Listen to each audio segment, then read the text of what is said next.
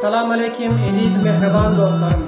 Hemmelerinizi öncelikle saygıyla, sevgiyle, muhabbetle selamlıyorum.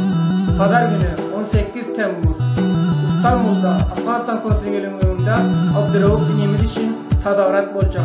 Bütün Türkmen halkını, bütün Türkmen milletini, bütün Türkmen yiğitlerini, Türkmen cevanlarımızı hemmelerinizi orada bekliyorum. Ben kaçak geziyorum. Burada kaçak polisler yakalar deyip asla korkmam. Hemmelerse resmi oldu polislerin, komutanların, jandarmaların hemmeçiklerini kavarı var. O yüzden hiç korkmayacaksınız. Bütün Türkmen halkımızı, Türkmen milletimizi pazar günü 18 Temmuz saat 1 gecede hemmelerinizi orada bekliyorum. Teşekkürler dostlarım.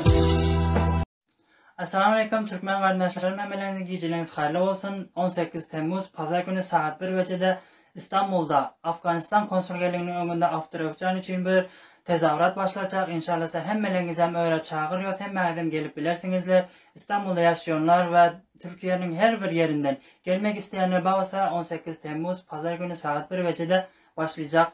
Korku oturmak hem mezat tiyarlandı, polisten zaten icazı alındı. Korkup o rakam gepler gününe getirmek ki ben kaçak eğer bile öyle varıp o rakam toplanıştık, şokunu istek daha istek polisleri şikayet bolar birileri kaçak durumda geziyor deyip o rakamları gününe getirmek polisin icazı alındı. Hem de resmi bir şekilde olacak. Hem Türkmenlere öyle çağırıyor hem de karışıyor.